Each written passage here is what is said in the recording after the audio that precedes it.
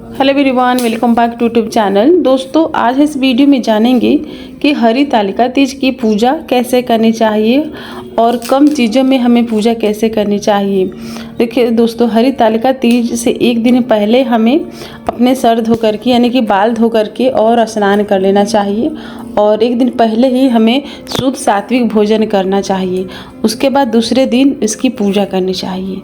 देखिए, पूजा करने के लिए हमें मिट्टी के पार्थिव शिवलिंग बनाने चाहिए। शिव जी, माता पार्वती जी और गणेश जी मैंने बनाया है और एक कलश निर्माण करनी चाहिए और एक अखंड ज्योत जला करके रखनी चाहिए। और उसके बाद अपने हाथों में मेहंदी और शादी को जो भी चूड़ा हो या फिर जो भी आप चूड़ियाँ पहनना चाहते हैं पहनकर पूजा कर सकते हैं। देखिए, अखंड ज्योत जलाएंगे सबसे पहले, क्योंकि हरितालिका तीज की जब पूजा करते हैं तो दिया रात भर जलना चाहिए। मतलब कि ज्योत को रात भर जगा करके रखनी चाहिए। देखिए, दिए जला करके और दिया में टीका लगा लेंगे या फिर स्वास्तिक बना सकते हैं।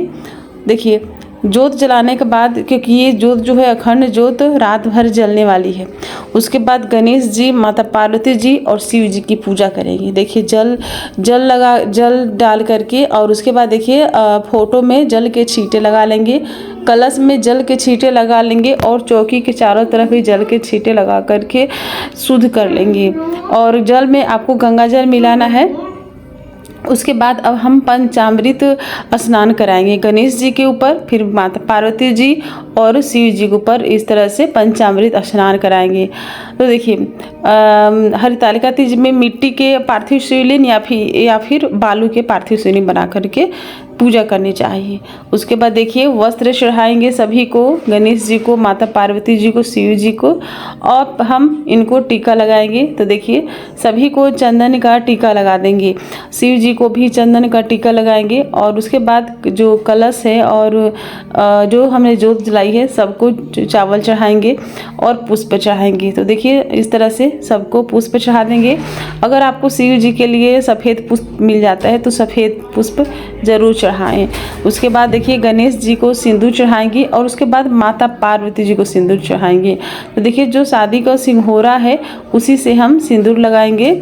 और उसके बाद अब हम, जैसे कि अगर आपको बेलपत्र मिल जाता है तो बेलपत्र, भांग, धतूरा चढ़ा सकते हैं। उसके बाद माता पार्वती जी के लिए चूड़ियाँ चढ़ाएंगे। चूड़ियाँ नए लेकर के आनी चाहिए और 16 श्रृंगार माता पार्वती जी को चढ़ानी चाहिए। तो आपके पास जो भी समर्थ हो, समर्थ के हिसाब से 16 श्रृंगार चढ़ाना चाहिए। और उसके बाद कुछ दक्षिणा रखनी चाहिए। दक्षिणा रखने से हमारे पूजा में जो भी कमी रह जाती है पूजा पूरी हो जाती है उससे। अब उसके बाद देखिए, हम भोग लगाएंगे। भोग में आपके पास जो भी ऋतु फल भोग लगा सकते हैं, गुड़ का भोग लगा सकते हैं, ड्राई फ्रूट्स का भोग लगा सकते हैं। उसके बाद देखिए, हाथों में चावल और फूल लेकर के और हरितालिका तीज की कथा सुनेंगे। कथा जब आपका संपन्न हो जाए, सुन ले, उसके बाद इस फूल और चावल को इस तरह से भगवान पर डाल करके उस लोटा में डाल देंगे। इस तरह से पूजा करेंगे और कथा सुनेंगे। उसके बाद देखिए, पंचामृत चढ़ाते इस दिन पंचामृत चढ़ाना भूल गए थे, तो जो चीज़ें भूल जाते हैं उसे बाद में भी चढ़ा सकते हैं।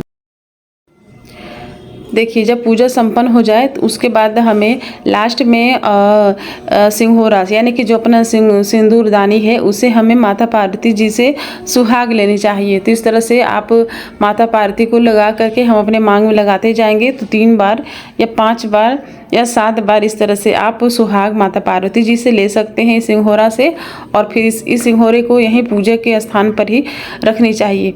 उसके बाद लास्ट में हमें गणेश जी की आरती करनी चाहिए, फिर शिव जी की आरती कर लेनी चाहिए। इस तरह से हम गणेश जी की पहले आरती करेंगे और शिव जी की आरती करेंगे। लास्ट में कपूर गौरम गा लेंगे और पूजा को फिर हम संपन्न कर लेंगे।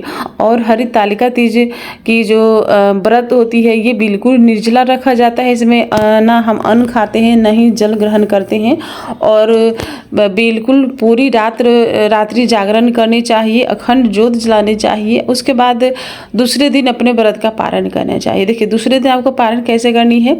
दूसरे दिन सुबह स्नान करके पूजा करनी चाहिए। पूजा करने के बाद आपको ब्राह्मण के लिए कुछ दान और दक्षिणा सीधा निकालनी चाहिए, जैसे कि चावल, आटा, दाल, मतलब कि कम से कम 2 आदमी खा सके उतना आप चावल निकालेंगे, अनाज निकालेंगे।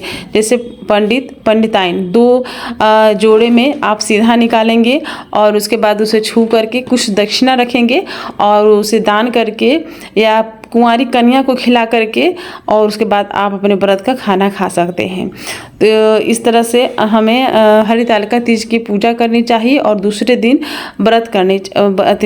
अपने व्रत का पालन करने चाहिए।